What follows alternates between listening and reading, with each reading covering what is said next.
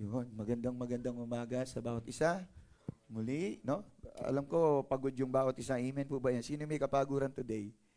Yan. Pagod na kakaisip no? Tama ba yan? Tama ba? Di ba? Nag-iisip tayo time to time. Tama?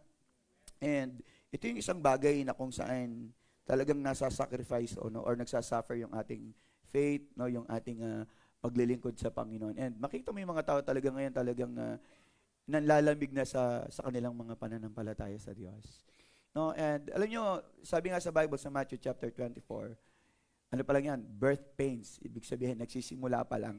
Wala pa tayo dun sa pinakakalagitnaan. And kung ako po'y magkukwento sa inyo ng mga kaganapan today, I don't know, di ko alam kung mas lalo kayo ba kayong magiging maalab sa iyong pananampalataya o lalo kayong matatakot at kayo'y tatalikod na. No?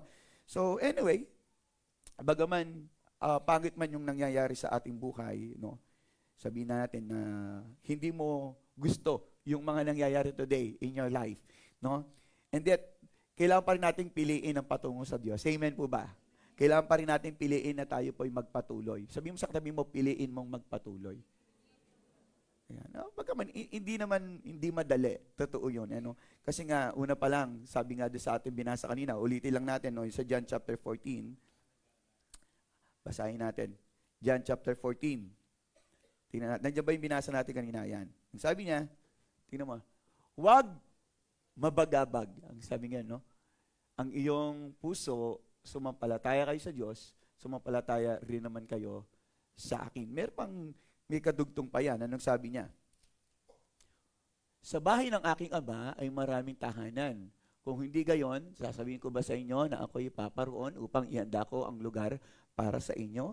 Sabi nga, no? So, okay, this verse is an encouragement to us, no?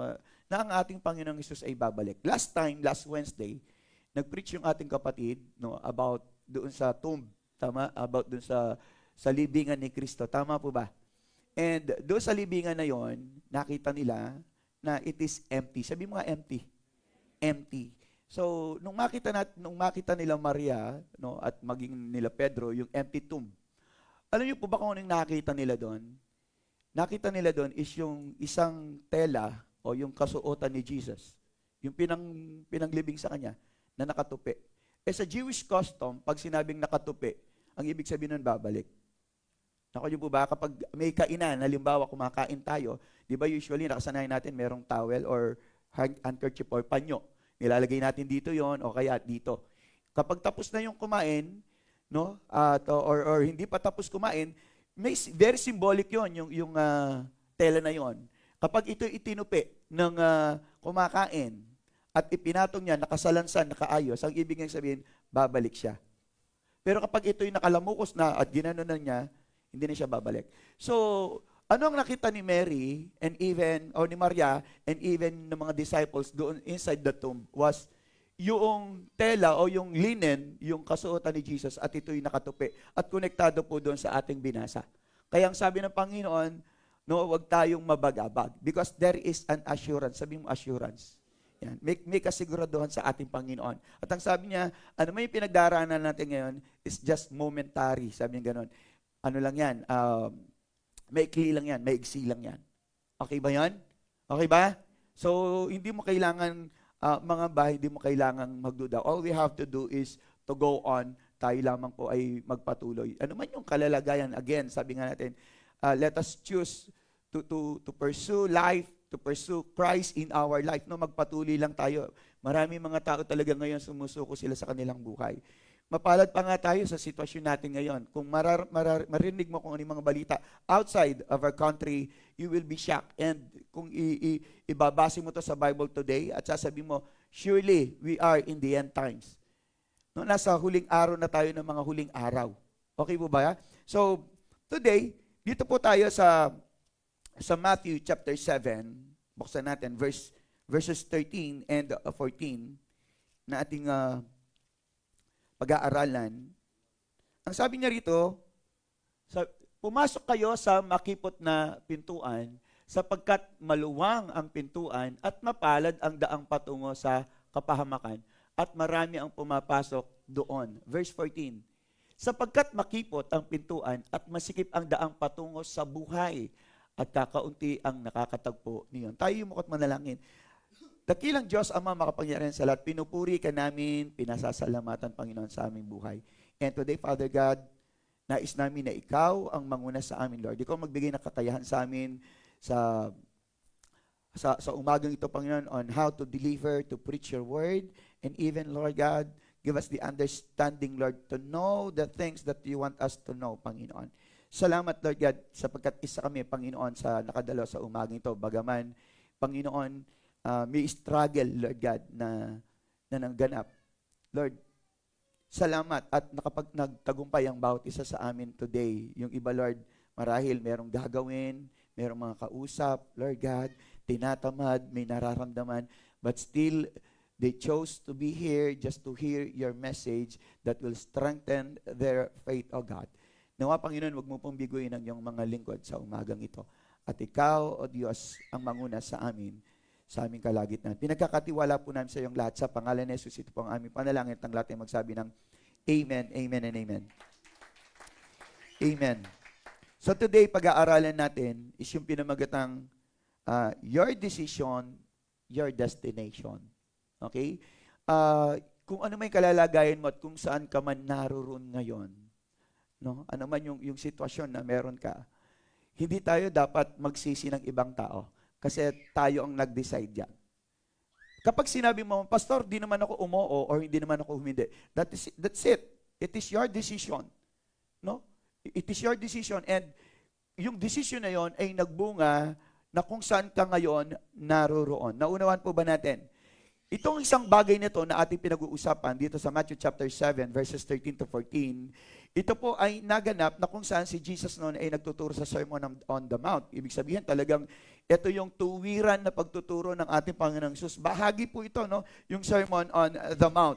Nagsimula po ito sa chapter 5, 6, and 7. Ito yung pagtuturo ni Jesus nung siya'y unang nagturo sa kanyang mga disciples. And one of the things na talagang binigyan ng focus ni Lord is when it comes to our thinking. Nakanyo po ba? Hello? Ito yung talagang nais ng Panginoon na baguhin, no, sa atin yung ating mga kaisipan, because really what happens in our time in this world, no, kung ano may nagaganap ngayon, ito yung tinitira talaga. Ito yung tinitira. Are you there? Nandiyan ka pa ba? Alam niyo po, sabi ko nga, kung sasabihin ko sa inyo ngayon, and I'd like to share this to you, yesterday, February 28, tama po ba? Kahapon nag-start yung pagsalakay ng US and Israel sa Iran. And imagine, no, kung babasihan natin ang biblical prophecy, no, talagang napakalaki ng role ng Iran o ng Iran sa panahon natin sa biblical prophecy. Kasi ang Iran is modern name na yon ng Persia. Nakuha natin yan? So, Persia talagang isa sa mga antikristo na magiging partner ng Russia and yung iba pang mga bansa. They will go against Israel. So, makikita natin ngayon that everything, according to the Bible, na magaganap in the last days, ay talagang nagaganap na. Well, of course, hindi lang yan, ha? Sabay-sabay po yan. Nagkakaroon ng revival, at kaakibat ng revival, ay nagkakaroon din naman ng gera. In fact, ngayon, ang tinatarget ngayon ng Iran is yung mga US bases sa Middle East. Sa Bahrain, sa Qatar, sa UAE, no, sa mga karatig bansa ng Israel na kung saan merong base ng USA. So makita natin ngayon yung impact nito. Makita natin yung impact nito ngayon sa atin, sa oil, yan, sa mga remittances, kasi walang trabaho. So, economic, no? Hindi lang yon. Punta tayo ngayon sabi nga ng ating kapatid, sa economic. Punta tayo ngayon. Yung nagko-collapse ngayon, yung Bitcoin, yung mga cryptocurrency, lahat na nag-invest doon. Okay? So, unti-unti, nakikita natin that everything is unfolding. Sabi mo, unfolding. Ibig sabihin, nagaganap na. At ito yung mga bagay na maaring tayo po ay susuko. Okay? At hihinto sa ating pananampalataya. Pero tandaan natin, ang sabi ng Panginoon, sila na magtsatsaga o magtitis hanggang sa uli, sila yung maliligtas. So, ngayon makikita natin talaga kung tunay at ganap ang ating pananampalataya. Ikaw ba'y kung wala nang makain, no, kung kakaunti na yung sweldo mo, ikaw pa rin ba'y maglilingkod sa ating Panginoon? No? Ito yung isang bagay na talagang totoo na tayo po ay nasa huling araw na ng mga huling araw. Nakan niyo po ba? That's why we need to become more wise. Sabihin sa atin mo, be wise. Of course, hindi naman yung uutakan mo yung kapatid mo, no, o yung boss mo, o yung mga tao. Ibig sabihin, when it comes to our thinking, when it comes to our choices, when it comes to our decision, maging tayo po ay marunong. Maging matalino tayo whenever we make decisions. Because again, kung ano yung dinesisyon natin, ito yung magbubunga ng ating destination. Nakuha po ba? Amen.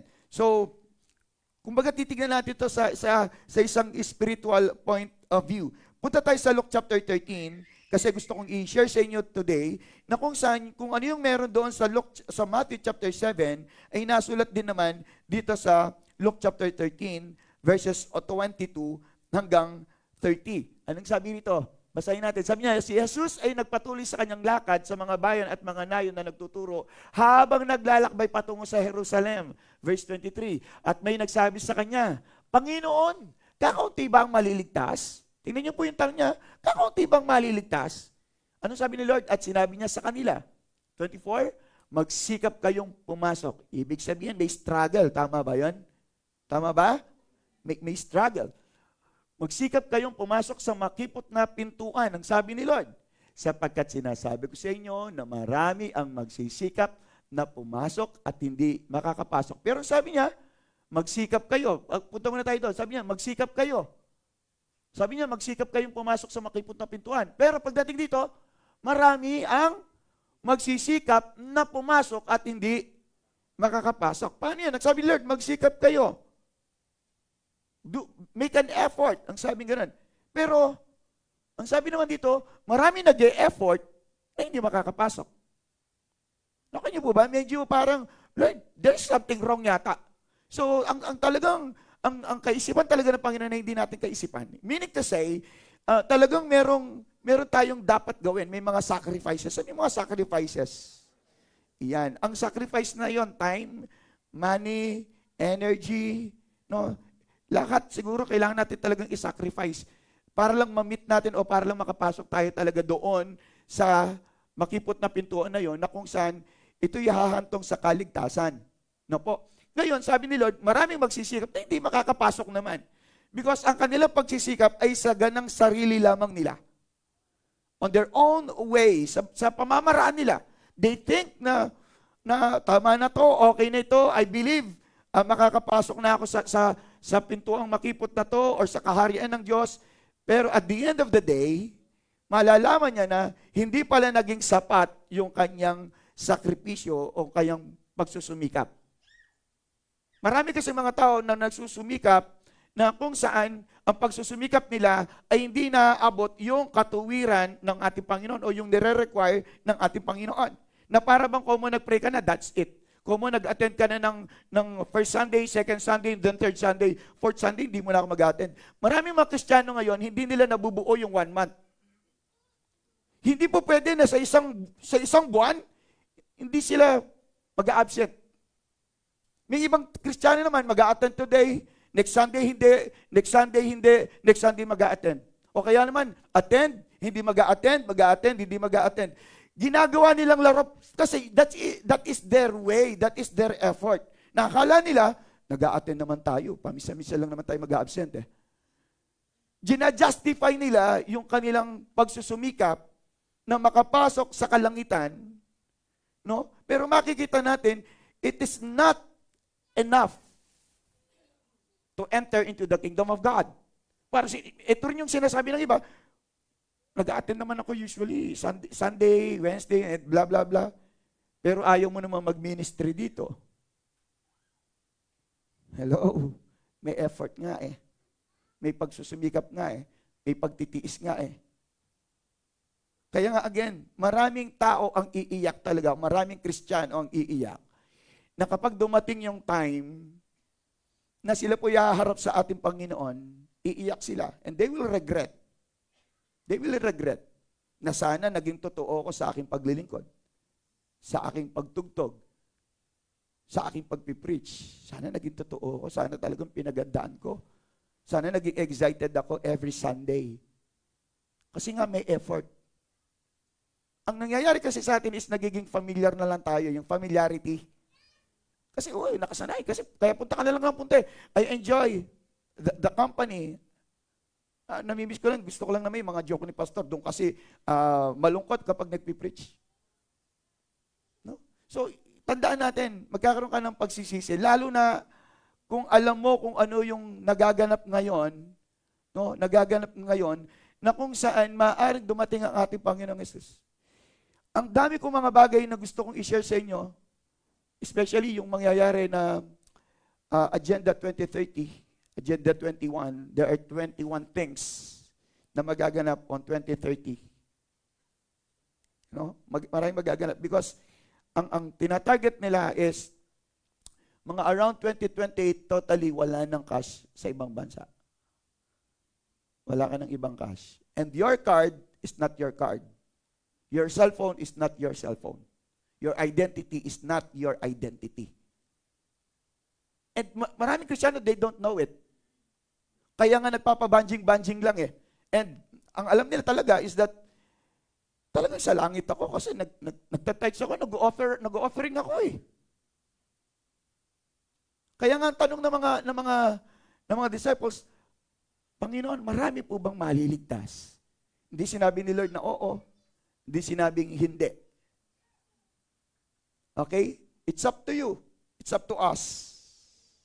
But God knows, Jesus knows kung sino talaga yung mga maliligtas. Alam niya, kung sa oras nito darating ang ating Panginoon, no? Ay alam na niya kung sino yung maliligtas eh. Pero tayo hindi natin alam. Along the way, sa sitwasyon natin ngayon, masasabi natin na ligtas ako. Kung darating man si Lord today, nasa loob ako ng church, ligtas ako. Kung alam nyo lang kung ano talaga yung pamantayan ng ating Panginoon, na hindi batayan na narito ka sa oras na ito at nagkaroon ng rapture, at pag nag-rapture ay kasama tayo or kasama ka. Okay? Makikita natin, ang dami ng pinakita sa Bible. Ilan yung nakapasok sa 5 virgins? O sa 10 virgins? 5 lang. Half of it. I'm not saying, kalahati tayo dito, yung kalahati, papasok. Hindi rin ganon. Hindi rin po ganon. No? Ang sinasabi lang ng Panginoon is that marami, no? Na kung saan ay nagsasabi na they will enter into the kingdom of God and yet they will not. No? Ito yung lahat ng ating kagustuhan. No? Tayo po ay makapasok sa karya ng Diyos. Pero ang dami naman nating iniisip. Nandiyan ka pa ba, church? Okay. So, may sinasabi rito, no, na kung saan we need to understand that as a Christian, tandaan natin, bilang mga Kristiyano, ang talagang destination natin ay sa kalangitan. Tingnan natin Philippians 3:20. Punta tayo. Ang sabi niya, ngunit ang tunay nating mamamayan ay nasa langit. Sabi gano'n, doon natin hinihintay ang tagapagligtas, ang Panginoong Hesukristo. Ang sabi niya, Ephesians 3:20. Ibig sabihin, citizens of heaven ka. Nung tayo po ay tumanggap sa ating Panginoong Yesus, take note and listen to this, nung tayo ay tumanggap sa ating Panginoong Yesus, naging citizens of heaven na tayo. Hindi ka na talaga taga rito. But the problem is this, doon na talaga tayo. Ang sabi nga ng John 14 kanina, yung ating binasa kanina, no? Huwag kayong mabagabag kasi pinaghahandaan na niya tayo doon ng matutuluyan. Nakuha niyo po ba, church? Meron kang silid doon. Merong tahanan na naghihintay sa iyo doon para sa iyo. Imagine that. Hindi ka ba excited doon na meron palang inihanda ang aking Panginoong Yesus para sa langit o na naghihintay sa langit? Hindi ka ba masaya doon? Parang hindi ka masaya na meron palang kwarto para sa iyo doon na inihanda ng Panginoon. But the problem is, Kapag tayo po ay nagkaroon ng wrong decision, tandaan natin, whether Jesus is preparing the destination for us, kapag nagkaroon ka ng maling decision, then, definitely, hindi ka makakarating doon sa langit. Doon sa inihandang lugar o silid ng Panginoon para sa iyo. No, kanyo po ba? Nandiyan ka pa ba? Yon. Kaya today, dapat magkaroon na tayo ng change of mind. Last time, in-explain natin doon yung word na repent or repentance. No? In-explain natin yung metanoia, for the third time. Sasabihin ko sa inyo yun, metanoia, ibig sabihin, meta, change, noia, mind or thoughts. Ibig sabihin, change of mind or change of thoughts. Nakanyo po ba, church? So again, it talks about our thoughts. Kasi nga, nag-repent ka na, supposed to be dapat, iba na ngayon kung paano ka mag-isip, kung paano ka magplano, kung paano ka mag-desisyon, kung paano ka mamili. Nakanyo po ba? Kasi, napakahalaga, very critical. Very critical na kapag tayo magdidesisyon, tandaan natin, kung anong i-desisyon natin, yun ang pupuntahan natin. Yun ang patutunguhan natin. Nakuha? Para bang sinasabi lang, what you sow is what you reap. Kung anong tinanim mo, siyang aanihin mo. Kung anong inanim mo, dahil ito doon sa iyong itinanim. So may mga bagay lamang tayo na dapat talagang isaalang-alang. Kasi nga, napakahirap magdesisyon sa buhay. Amen? Sometimes kapag nagdesisyon ka, halimbawa kung talagang merong multiple choice, meron tanong, no? Meron tanong, ano ang English ng bukas? Or tomorrow, or open? Multiple choice, no? Alam niyo ba yung sagot doon? Ano ang English ng bukas? Eh, syempre, hindi mo naman alam, baka walang stress. Bukas or bukas? Wala siyang stress. Basta't bukas lang. Ano kaya sa English yun? Tomorrow or open? Tomorrow? Baka open yun. O open tomorrow, bukas-bukas. Something ganun. So napakahirap, tama po ba? That's why, meron tayong mga bagay na dapat nating isang-alang-alang whenever we make decisions. Tandaan natin yan. Alam niyo ba kung bakit nariyan ka ngayon? That is your decision. Huwag mo sabing, pinikot lang ako. Decision mo yon na nagpapikot ka. Tama? Hello? Yon, decision mo yon. Kahit sabihin mo, na-late ka, nag-alarm ka naman, decision mo. Yung alarm, sinet mo siya, nag-alarm siya, kaso nag-decide ka na hindi siya pakinggan, o kaya sabi mo, 5 minutes pa. Yung 5 minutes mo, naging 6, naging 7, naging 10. So, mas napasarap yung tulog mo. So, yan ang nangyayari sa'yo, na-late ka. Kung bakit ka nalulungkot, decision mo yan na maging malungkot. Tama? Kung bakit ka tamad, decision mo yan. So, every day, the moment na tayo po ay mumula, tayo gigising, nandiyan na kagad yung decision. Kaya napaka-critical yan. Ano ba yung decision mo? Magpe-pray ka ba o magkakape ka? Okay? Mamimili ka lang naman eh. Magbubunga nga ka ba o hindi? Nasa iyo lang naman yan. So everything, no? Kung ano may nangyayari sa atin ngayon is because of our decision. So, para tayo po ngayon ay magkaroon ng mas mabuting pagdidesisyon, ito po yung tatlong bagay, no? Balik tayo dito sa Luke chapter 13. Punta tayo, verse 22. Luke 13, yung ating binasa kanina. Sabi niya, si Jesus ay nagpatuloy sa kanyang lakad sa mga bayan at mga nayon na nagtuturo habang naglalakbay patungo sa Jerusalem, 23. At may nagsasabi sa kanya, Panginoon, kaunti bang maliligtas? At sinabi niya sa kanila, 24, magsikap kayong pumasok sa makipot na pintuan sapagkat sinasabi ko sa inyo na marami ang magsisikap na pumasok at hindi makakapasok. 25, kapag tumayo na ang may-ari ng bahay, sabing ganoon, at may isara na ang pinto, si Jesus na yun, magsisimula kayong tumayo sa labas at tutok-tok sa pintuan at magsasabi, Panginoon, pagbuksan mo kami. At siya sasagot sa inyo, hindi ko alam kung saan kayo nanggaling. May denial, Verse 26, anong sabi niya? Kaya't magsisimula kayong magsabi, kami ay kasama mong kumain at uminom at nagturo ka sa aming mga lansangan. 37, subalit sasabihin niya, hindi ko alam kung saan kayo nanggaling. Lumayas kayo, kayong lahat na gumagawa ng kasamaan. Verse 28, magkakaroon ng pagtangis at magagalit ng mga ngipin kapag nakita ninyo sina Abraham, Isaac, Jacob at ang lahat ng mga propeta sa kaharian ng Diyos at kayo'y mismong inihahagis sa labas. Just pause for this one.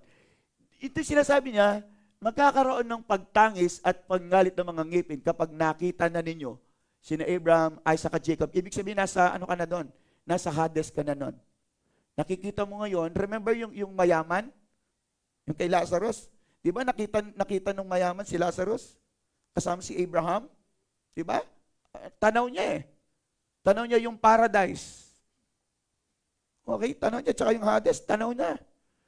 Habang nagngangalit sila, nahihirapan sila, kaya nga nakiusap yung mayaman, no? Sa ating Panginoong Hesus or kay Abraham, na nawa pabalikin itong si Lazaro para paalalahanan. And that's number 1 natin pag-uusapan today. Ano yon? Yung let us not despise a reminder. That is number 1. For us to have a good decision or to make a decision wisely is this: despise not a reminder or a reminder. Ibig sabihin, huwag mong babaliwalain or huwag mong hahamakin ang isang paalala. Tayo pa naman, ayaw natin pinapaalalahanan tayo. Tama po ba? Galit na galit tayo na pinapaalalahanan kasi para bang lumilitaw na makakalimutin ka at hindi mo alam. Pero alam niyo po ba na gamot ang paalala sa mga taong nakakalimot? Okay? At saka paalala dito sa mga taong maraming alam. Sa sobrang dami niyang alam, no? Kaya dapat silang paalalahanan. Alam na nga, pastor, yun na nga eh. Sa sobrang dami niyang alam, hindi na niya talaga maisip kung ano man yung talagang dapat gawin o kung ano yung dapat magdesisyon. Kaya nga nawawala na yung tiwala niya ngayon, no, sa ating Panginoon. Ang scripture po, ang Bible, is full of reminders. In fact, kung titignan natin yung Bible, kung talagang sasaliksikin natin yung Bible, puro reminders yan, puro paalala yan, especially regarding sa last days. Alam niyo, ang Bible, sabi nila, is that 70% prophetic. Ibig sabihin talagang puro kapahayagan regarding the coming of our Lord Jesus Christ. Very prophetic, no? Since the very day na siya isisilang, no, kung saan siya titira, kung paano siya isisilang, kung ano yung magiging buhay niya, ano yung dadanasin niya ng mga kapigatian, paano siya mamamatay, everything nakasulat po. Kaya nga, yung Old Testament is the shadow of the New Testament. Anino yon? Yung nasa Old Testament. Kaya sinabi na, ito yon. Ito yung magaganap sa kanyang buhay. Until the day ng ating Panginoong Jesus ay babalik. Sinabi rin niya, very prophetic po. So, kung titignan natin, 70% is about prophetic or prophecy rather, ang Bible. Imagine that. So, kung may prophecy, ibig sabihin, these are the things na hindi natin alam kung kailan magaganap. Kaya nga kailangan tayong mapaalalahanan. So, let us not despise a reminder. Of course, from the Bible. From the Word of God. Amen po ba? Ang sabi ng Joshua 1:8, alam natin to, keep this book of the law always on your lips. Sabi niya ganon. Meditate on it day and night. Sabi niya, no? So that you may be careful to do everything written in it, then you will be prosperous and successful. Imagine, napaka-grace talaga ni Lord, no?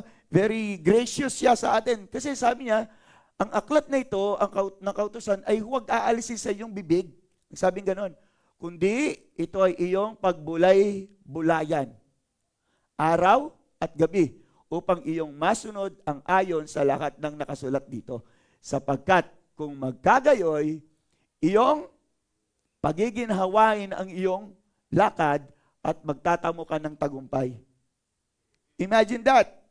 Kapag iningatan mo yung salita ng Diyos, pinagbubulay-bulayan mo, ninanamnam mo, minemeditate. Pag sinabing pagbulay-bulayan, ito yung kainin Ibig sabihin, hindi lamang i-memorize. Kainin daw. Hindi mo lang sinasabi.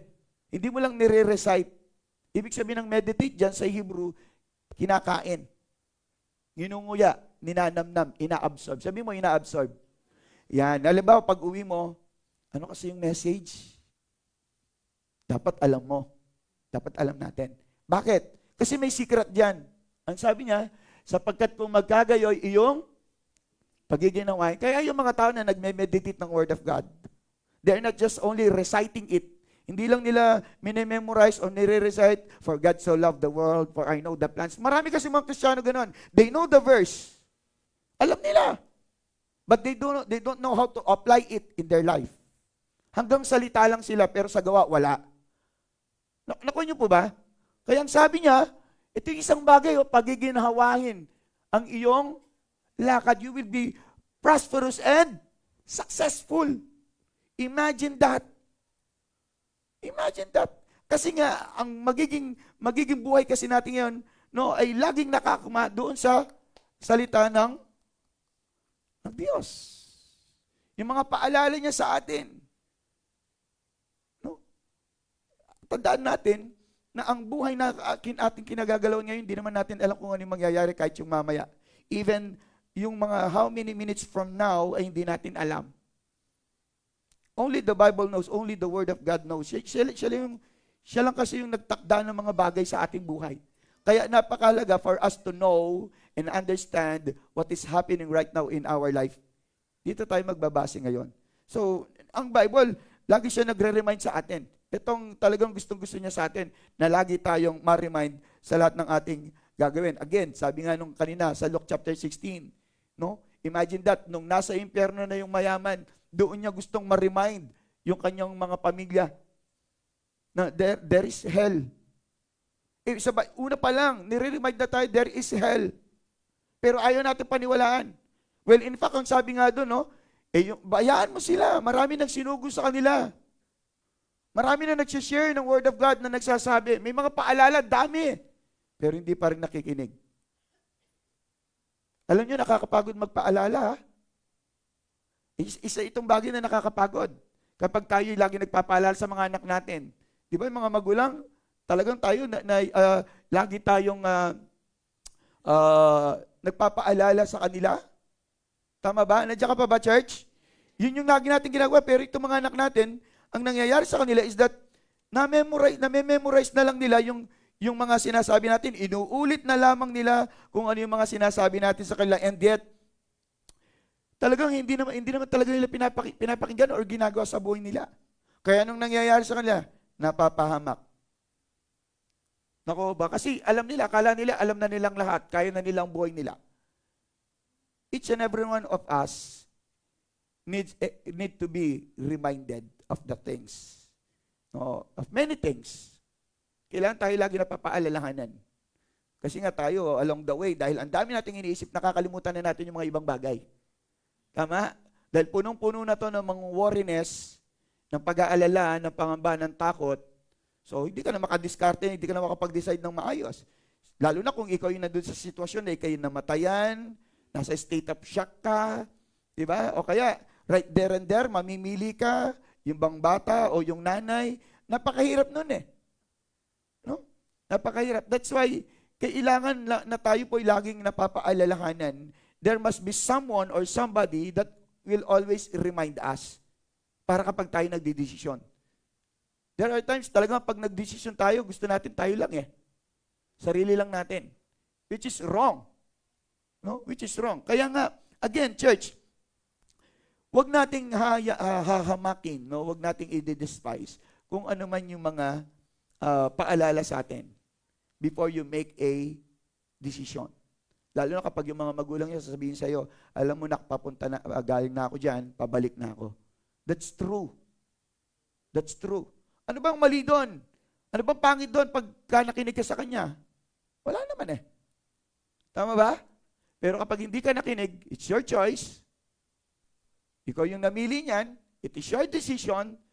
So, wait for your destination at kailangan, pangatawan mo na yan. Tama po ba? Dahil hindi ka nakinig sa paalala eh. Di tayo nakinig sa paalala. Kaya yan, ngayon yung kahinatnan natin. Siguro naman, pinaalalahanan ka ng mga magulang mo nun. Huwag kang maagang mag-aasawa. Kaso, tibok ng tibok yung puso mo, pinakinggan mo yung puso mo. O, nung nangyari? Nung nag-asawa ka, gusto mo ibalik yung asawang mo. Diba? Hindi mo naman maibalik. Nakasulat doon. No return, no exchange. Wala na. Kaya pagtiisan mo yan. Pagtiyagan mo, kasi ikaw yung namili niyan eh.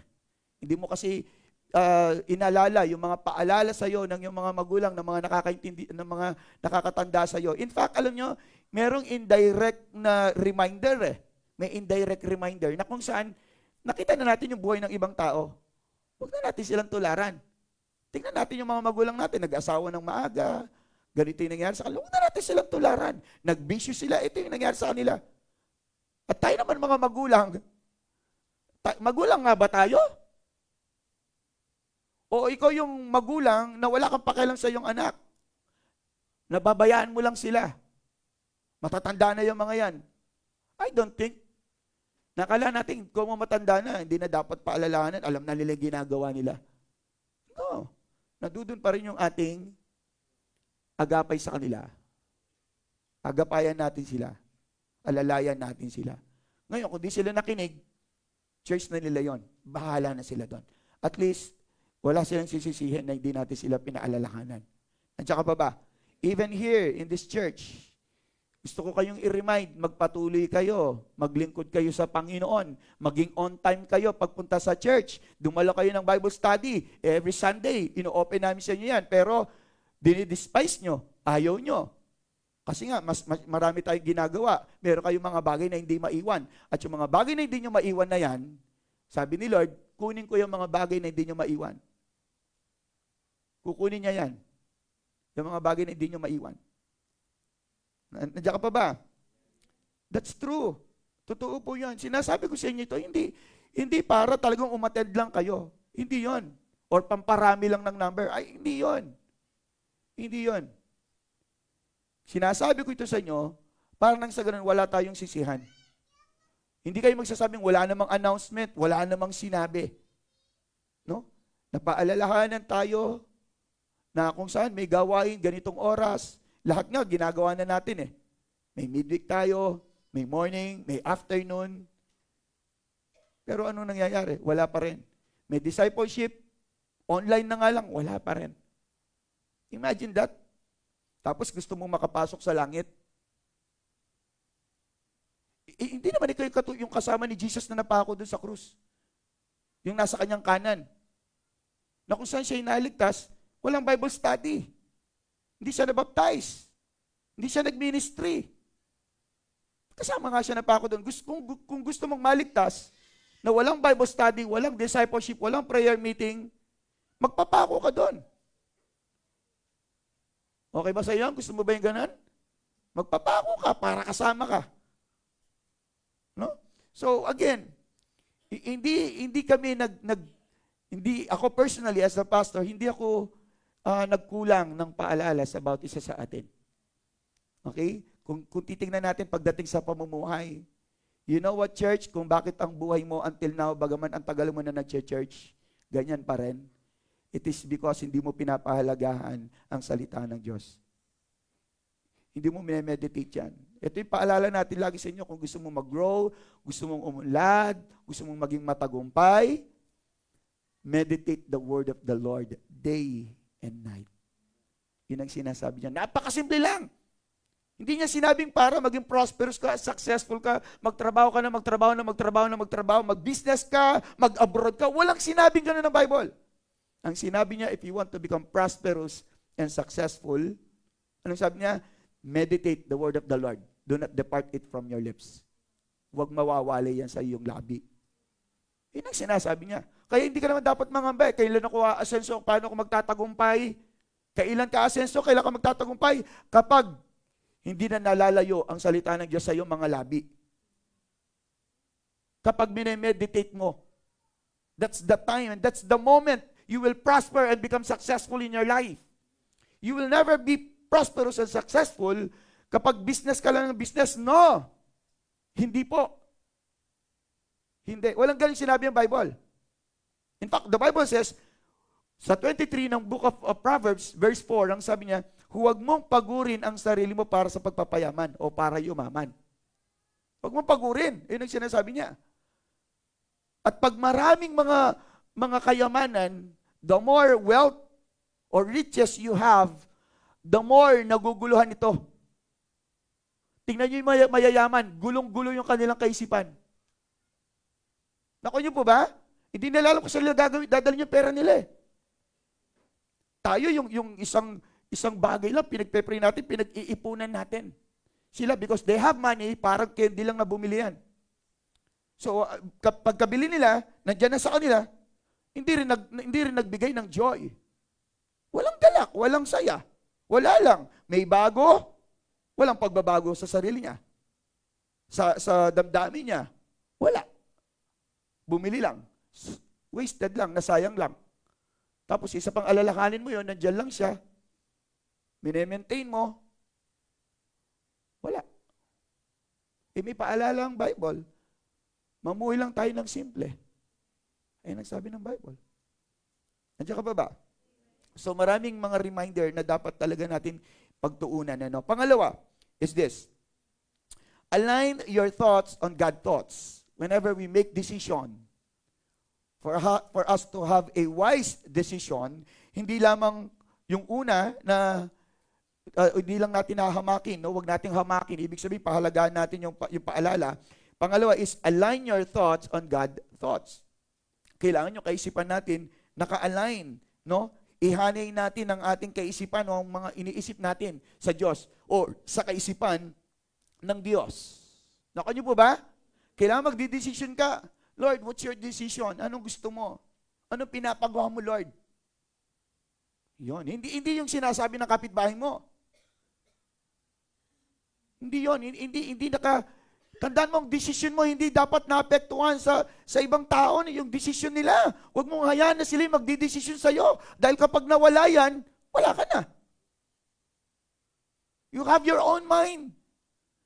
Nung naging Kristiyano ka na, nagkaroon na tayo ng kaibang kaisipan. At ang kaisipan natin ay katulad na kaisipan ni Kristo. Nandiyan ka pa ba? Colossians chapter 3 verses 1 and 2. Ang sabi, alam natin lahat ito, no? Colossians 3 verses 1 and 2, anong sabi niya? Kung kayo ngayon muling binuhay nakasama ni Kristo, na born again. Sabi mo, na born again. Kasi binuhay na tayo kasama ni Kristo. Tama.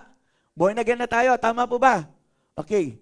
Ay hanapin ninyo, sabi niya, para sa mga na born again to ha, sa mga tumanggap kay Kristo, nakakilala kay Kristo, hanapin ninyo ang mga bagay na nasa itaas, na kinaroroonan ni Kristo, na nakaupo sa kanan ng Diyos. Verse 2, anong sabi niya?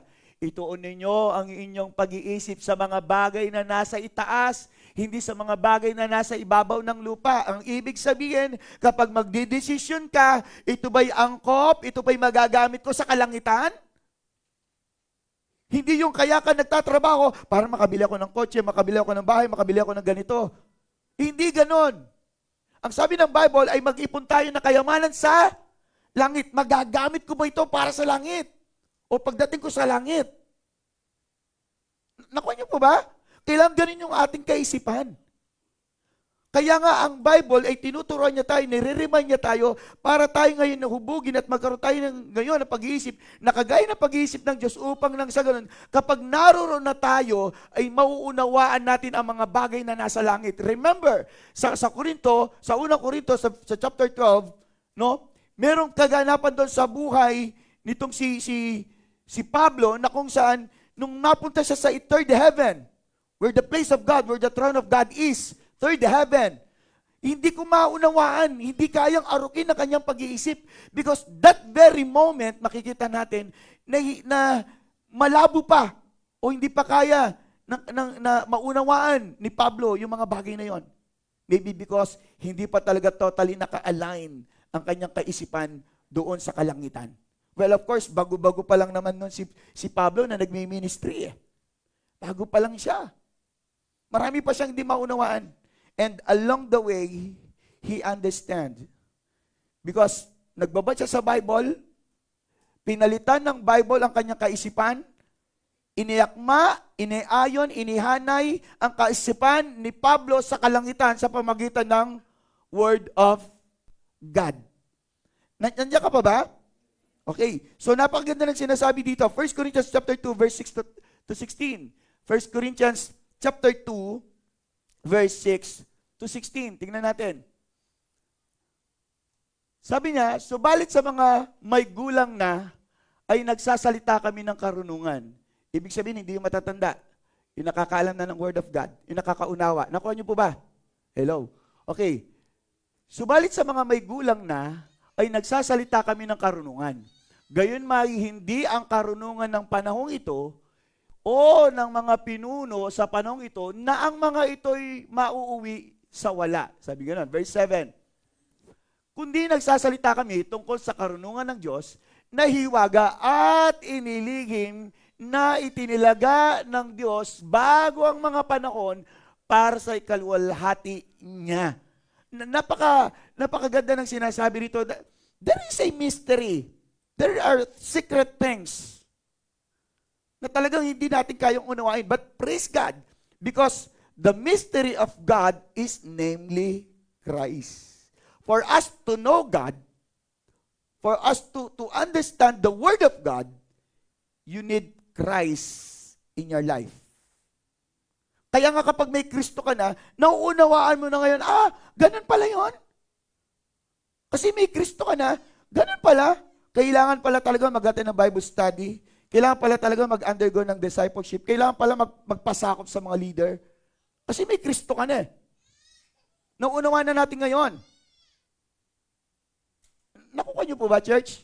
So imagine, kapag nagkaroon ka ng kaisipan, gaya ng kay Kristo, gaya ng sa Diyos, imagine what will happen.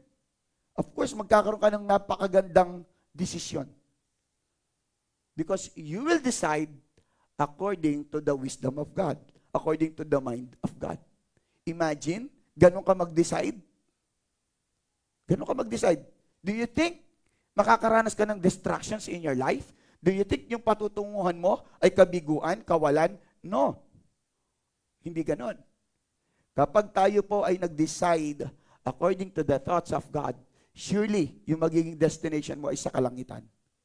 Kasi yun lang naman ang tinuturo ng Panginoon. Nagsabi niya, I am the way. Sabi niya eh. So imagine that. You have the mind of Christ. Ang sabi sa ating babasahin eh. Verse 8. Anong sabi niya? Walang sino man sa mga pinuno ng salibutang ito ang nakaunawa nito. Imagine that ha. Sapagkat kung nauunawaan nila, ay hindi sana nila ipinako sa krus ang Panginoon ng kalwalatian. Kasi yung kaisipan nila, hindi naka-align sa kaisipan ng Diyos. Kasi sinasabi ng Diyos, anak ko yan. He's the Messiah, He's the Christ. And yet, they did not believe it. Hindi sila naniwala. So, anong desisyon nila? Patayin yan. So, ano nangyari sa kanila? Pinatay nila. Sila ngayon nagkasala sa Diyos at ang Diyos ay maniningil sa kanila. That is their destination. Because of their decision. Wrong decision. Nakuha niyo po ba? So, if you have a wrong decision, ano mangyayari? Meron ka bang wrong destination? No. Hindi rin. Hindi ibig sabihin. Alam niyo, sabi ko nga, kapag ka ba nagkaroon ka ng wrong decision, hantong ba ito sa wrong destination? I don't think, kaya nilagay ko lang doon, your decision, your destination. Sometimes may mga wrong decision tayo sa pananaw natin, pero ang ganda ng kinalabasan. Tama ba? Yung halimbawa, pinili mong wag matulog. Tapos, buti na lang hindi ako natulog. Naku nyo yan? Hello? Kaya nga hindi ko nilagay na right decision, right destination. Or wrong decision, wrong destination. Ang sinabi ko lang, your decision is your destination, whether it is wrong or not. Still, yun pa rin yung magiging destination mo. If your decision is wrong, then because of that wrong decision, yung naging destination mo is tama. Maganda ang naging outcome. Nakuha, nandiyan ka pa ba? Kasi gano'n naman eh. Ang mind natin, dahil katulad ng mind ni Lord, inalign natin sa Kanya, ano bang sabi ng Romans 8:28, alam natin yan. All things work together for good to those who love Him, who are called according to His purpose. Dahil naka-align na yung ating desisyon sa Panginoon. So kahit pangit, kahit feeling mo nagkamali ka, but because yung kaisipan mo ay nakadugtong sa kaisipan ng Panginoon, nakahanay, hindi ka magkakamali. At kahit mali yon, dahil yung kaisipan mo naka-align sa Kanya, hindi ka magkakamali. Hindi mali yon. At ngayon, maybe this is one of the best decision you ever had in your life. Nagdesisyon kang pumarito ngayon. At least nakagawa ka ng isang napakagandang decision today. Yung maparito ka. Amen? Palakpakan natin si Lord doon. Balikan lang natin yung 1 Corinthians chapter 2 verse, ano na tayo nun? 9? 10. Punta tayo ng 10. Ngunit ang mga ito ay pinahayag sa amin ng Diyos sa pamamagitan ng Espiritu. Ibig sabihin, naka-align nga kasi, no? Sapagkat sinisiyasat ng Espiritu ang lahat ng mga bagay, maging ang malalalim na magbagay ng Diyos. Imagine that. Kung ano yung nagagawa ng nakakonekta yung ating kaisipan sa Diyos. Naku niyo po ba? Kahit yung mga malalalim, nauunawaan mo siya. Ganon kabuti ang ating Panginoon. Marami tayong mga bagay talagang di naintindihan. Pero kapag naka-align ng ating kaisipan sa kaisipan ng Diyos, maunawaan natin yan. Whether you like it or not. So punta tayo verse 11. Sapagkat sinong tao ang nakakalam ng isipan ng isang tao? Kundi ang espiritu ng tao na nasa kanya. Kaya't walang nakakalam ng mga isipan ng Diyos maliban sa espiritu ng Diyos. Definitely. 12.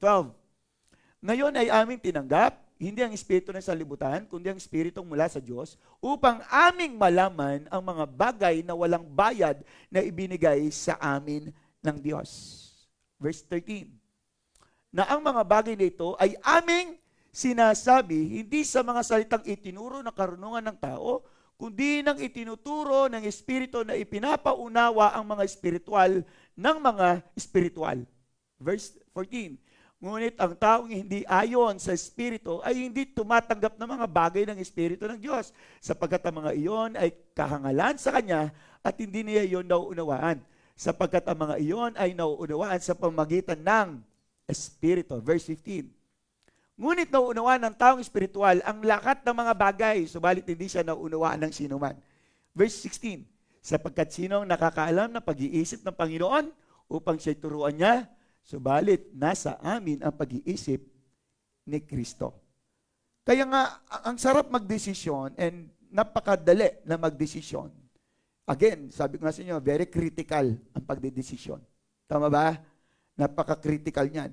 But if we have the mind of Christ, if we have the Spirit of God in us, bagaman sa pananaw ng mga ibang tao, bakit ka nagdesisyon na ganyan? Alam nyo, sa mga bali-balita pa lang ngayon, malamang marami nagsasabi mali ang naging desisyon ni IZ. Tama ba? Yung asawa ni Alvin. Tama? Parang mali. Mali. Dapat ano yan? Sumasayaw pa rin yan. They don't know it. Hindi nila alam yan. No, ang alam lang nila is that sayang naman yung kita. Sayang lang, sumasayaw. Ano ba naman yung sumasayaw? Kaya ang dami nakasawsaw ngayon Boy Abunda, nariyan, si Vice Ganda, Aisa Sigera. Imagine these people.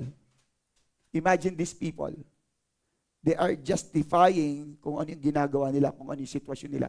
Because yan ang pinili nila to become an LGBTQI++. Yan ang pinili nila At gina-justify nila, eto ko ganito ako nilikha ni Lord Again, sabi ko nga sa inyo, babalikan natin yung sinauna. Walang nilikha si Lord. Ang sabi niya, lilikha ako ng tao. Likha tayo, let us make man in our own image. In our own likeness. Ibig sabihin, bakla ba si Lord? Tomboy ba si Lord? Sinabi mo, maglilikha ako ng isang lalaki na magiging babae. Magiging transgender. Wala siyang ginawang ganun.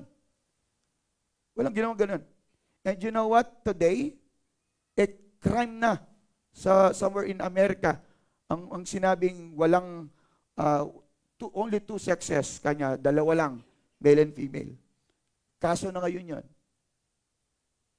Kaso na ngayon yun. So, ang mga naniniwala lang at pumapanig sa mga ganitong bagay ay hindi nila kaisip ang ating Panginoong Hesus. Hindi nila kaisip ang Diyos. No? Tandaan natin yon. Kaya again, kailangan talaga na ang wisdom natin ay nanggagaling sa kalingitan ni every time we make decisions in our life para maging maganda yung destination natin. Amen ba? Sabi ko nga sa inyo, tingnan natin sa spiritual point of view. Saan ba tayo patungo? Why do you go to church? Bakit ka nag-church? Ano yung pinaka-main goal mo? Bakit ka nag-church? Na? Di ba gusto mo punta sa langit o gusto mo lang ma-bless? O gusto mo lang masabi na nag-church kami? Or gusto mo lang mayroon kang profile pic na church day, Sunday, church day. Nag-church ka nga ba talaga? Sunday?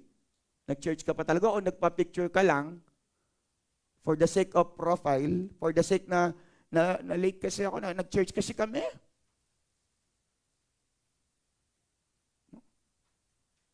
Napaka no? Dapat ang kaisipan natin katulad ng kaisipan ng Panginoon. No? Nandiyan ka pa ba, church? Tandaan natin, mga 3 bagay gusto kong sa inyo, i-share about aligning our thoughts on God's thoughts. Ang sabi niya is that, do not entertain any thoughts outside of the Word of God. Huwag kang mag-entertain ng mga bagay, ng mga kaisipan outside the Word of God. Pangalawa is that, let God handle everything. Okay? Let God handle everything. Hayaan mo ng Diyos ang lahat, ang humawak sa lahat ng mga bagay. I-manage ni Lord yan. Amen. So, pangatlo, make God your goal. Dapat yun yung ating goal. No, naka-align yung ating kaisipan sa kaisipan ng Panginoon. Well, of course, our goal is God in our life. Not to be blessed. Hindi mo ina-align yung kaisipan mo sa Panginoon para lang ma-bless ka. Alam nyo, maging kaisipan talaga natin, Lord, I am aligning my thoughts in your thoughts because I want you to be blessed in my life. Lagi kasi gusto natin ma-bless tayo. Kailangan lagi naman si Lord yung nabe-bless sa ating buhay. Yung Sunday, this is the day para napapagpala ang Diyos sa ating buhay. Nakuha niyo po ba? Hello?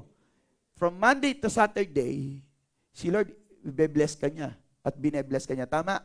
So yung Sunday naman, i-bless naman natin yung ating Panginoon. Can you do that? Kaya ba nating i-bless ang ating Panginoon sa ating buhay today? Sunday is for the glory of God. Amen. So pangatlo, doon na tayo sa pangatlo. Unang sabi niya, despise not a reminder. Pangalawa, align your thoughts on God's thought. Pangatlo, remain a faithful servant. That must be our best also decision. Also best decision na gagawin natin. Or wise decision. Ano yun?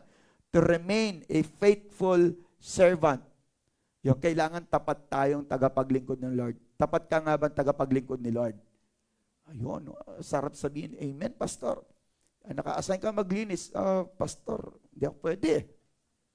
Imagine, ang tagal na naka-assign, 1 month na. Pastor, hindi ko naman alam na may lakad ako ngayon. 1 month na yon, biglaan to. So, uyuuna mo yung biglaan. Kaysa doon sa hindi ka nabigla. Mas gusto ba natin yung, inuuna natin yung biglaan? Kasi nandito na pastor Okay. May bigla-bigla nangungutang sa'yo. Papautangin mo kasi, pastor, unahin ko to biglang nangungutang to Ikaw, ang tagal mo na nangungutang. Ganun ba yan? Kapag sa mga ibang bagay, bigla-bigla, yun ang uunahin mo. Yung hindi ka nabigla, hindi mo uunahin. Imagine that, what kind of servant we are. Anong uri tayong tagapaglingkod? Hindi ka tapat. Remember that God is welcoming those faithful servant. Kapag umarap tayo sa Panginoon, sabi niya, well done, my good and faithful servant.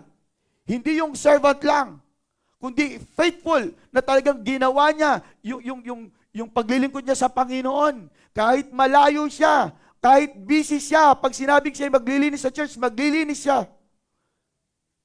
Hindi siya sasabing wala siyang pamasahe, wala siyang masakyan. Hindi ganon. Hindi ganon. Noon, milya-milya ang nilalakad nila. It's been 2 days or 3 days. It took them 1 week para lang makarating sa isang lugar. Pero, Because they are a faithful servant, they remain faithful in serving God, whatever it costs, ano man yung magiging kapalit nito, talagang maglilingkod sila sa Panginoon. Nakuha ba, church? Ito yung napakahirap yung maging, to remain faithful. Kaya nga yung iba, kala nila, naging faithful naman ako for how many days? Pahinga muna ako. Anong sabi ng Luke chapter 13, verse 30? Maraming mauunang mauli at ang mauli ay mauuna. Kasi nga nagpahinga, napagod. Palagi na lang ako naglilinis naman. Palagi na lang yung grupo namin. Palagi na lang ako kumakanta. Palagi na lang kami tumutugtog. Meron na po bang pumalit sa mga anak namin para tumugtog?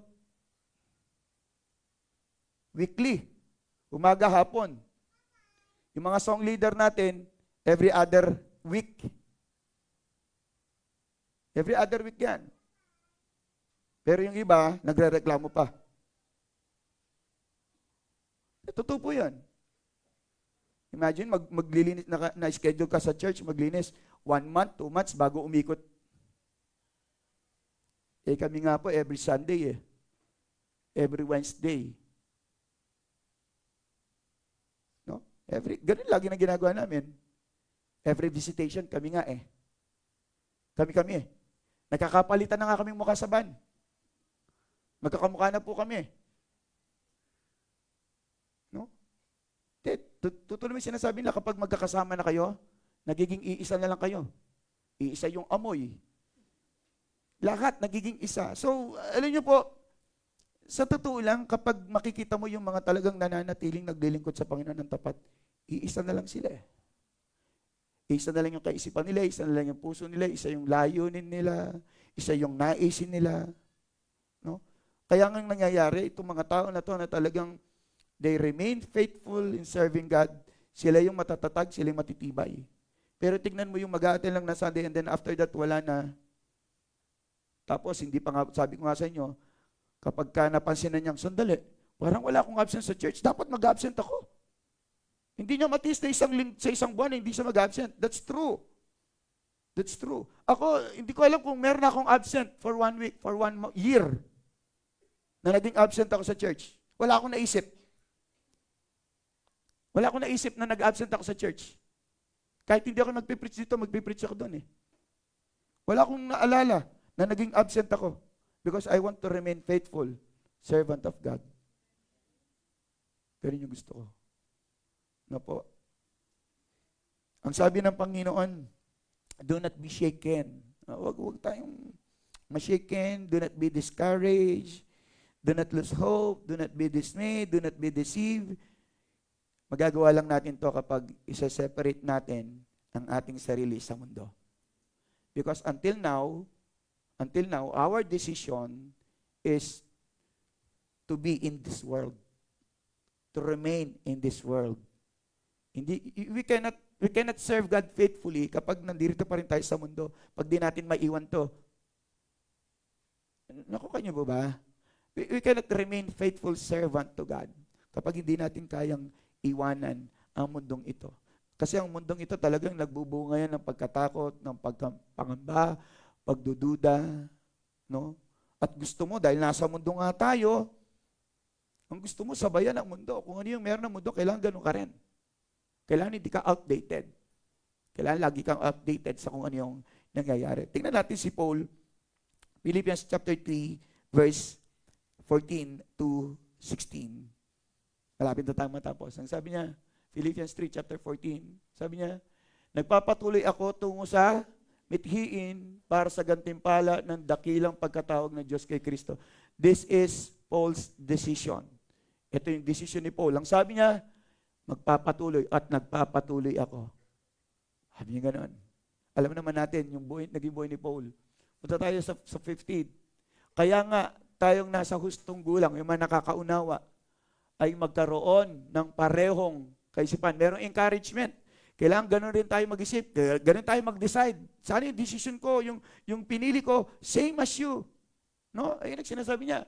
At kung iba ang iyong iniisip tungkol sa anumang bagay, ito rin ay ipapahayag sa iyo ng Diyos. Kasi nga, maraming dahilan kung bakit hindi tayo makapagpatuloy sa Panginoon. Lord, kailangan ba talaga? Ang ibig bang talagang sabihin to, may dinaranas ako, ibig bang sabihin magpatuloy talaga ako?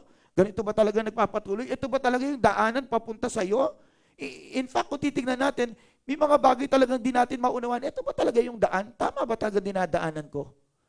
Imagine, sa katagumpayan, sa bundok ng katagumpayan, kung saan napako si Kristo, kung titignan natin, ito ba yung daan patungo sa Golgota upang magkaroon ng katagumpayan? Yan nga yung daan. Parang hindi naman yan eh. Baku-bako, sira-sira, paakyat, bulubundukin. Mahirap dyan, hindi yan yung daan. Wala namang easy o madali sa mundo eh. Meron bang madali sa mundo? Wala. Kung gusto mo talagang mag-grow, kung gusto mo mag-inherit ng kingdom of God, again, sa binasa ng mga kapatid natin kanina, John chapter 14, verse 1, no? Huwag tayong mabagabag. Ibig sabihin, huwag kang mag-aalala, huwag kang matakot, huwag kang magduda. Ibig sabihin, merong something na magaganap. O along the way, merong mga bagay na nagaganap. At itong mga bagay na ito na nagaganap sa atin, ang pipigil sa atin para tayo magpatuloy. Para maging manatiling tapat sa ating Panginoon. No, may mga ganong kaganapan. Yan sabi niya, kaya nga tayong nasa hustong gulang ay magkaroon ng parehong kaisipan at kung iba ang inyong iniisip tungkol sa anong bagay, ito rin ay ipapayag sa inyo ng Diyos. Ang sabi niya sa 16, lamang, sabi niya, pangawakan natin ang ating naabot na. Sabi ni Paul, let us continue what we have attained. Ibig sabihin, kung meron ka mang hindi nauunawaan ngayon, naiintindihan ngayon, hindi ibig sabihin huminto ka. No? Okay lang mapagod. It's good. Okay lang yan. Pero yung pagod na yan, hindi ka dapat dun ka lang. Magpatuloy ka pa rin. Do not be stuck there. Do not remain on that situation. Kapag naging decision mo, dito na lang ako, napagod na ako, okay na yan. Do you think kung saan ka naroroon, makakarating ka sa hangganan? Hindi. Kahit gustong-gusto mo na makapunta ng Baguio, kung hindi ka naman tatayo, lalakad, sasakay, wala ka gagawing effort. Kaya nga, ang sabi sa binasa natin, Luke chapter 13, there must be effort na gagawin. Nakanyo ba? Ibig sabihin, talagang, pag may effort, meron kang gagawin na talagang, sabihin natin, mag-exert ng energy, ng time, ng power, ng money. Meron lahat yun. Kasama yun, effort eh. Effort. Kaya nga alam niyo po, sinasabi ko, ang mahal ng mga kaluluwa. Napakamahal. Maraming mga bagay na talagang na-sacrifice. Tingnan lang natin si Jesus. Ano ba yung pinabayad niya sa atin? Yung kanyang precious blood. Imagine mo, ganun yung pagkakabili sa'yo, tapos hihinto ka lang. Tapos susuko ka lang. Tapos hanggang doon lang pala yung gusto mo. Ngayon, kung gusto mo makarating sa langit, yun ang destination na gusto mo, let us decide wisely. Nakanyo po ba? Dapat ngayon pa lang nagde-decide ka na. Gusto kong maglingkod sa Panginoon. Gusto kong magpagamit sa Kanya. Gusto kong maligtas ang aking sambayanan. Yun dapat ang gagawin mo. Last time, we talked about family. Tingnan mo lang yung family mo. Before you make a decision, tingnan mo yung family mo. Mamili ka. Ilagay natin sa worldly point of view. Bago ka bumili ng sigarilyo mo, tingnan mo muna yung anak mo. Bago ka tumaya ng weteng, tingnan mo muna yung anak mo. Bago ka bumili ng Red Horse, tingnan mo muna. Bago ka mambabae, tingnan mo muna yung pamilya mo. Nakanyo po ba? Tingnan nyo muna sila. Baka ikaw, nasasarapan ka, nag-enjoy ka. But in the end, your family will suffer. So, mag-decide tayo wisely. Let's decide according to the will of God. Amen po ba?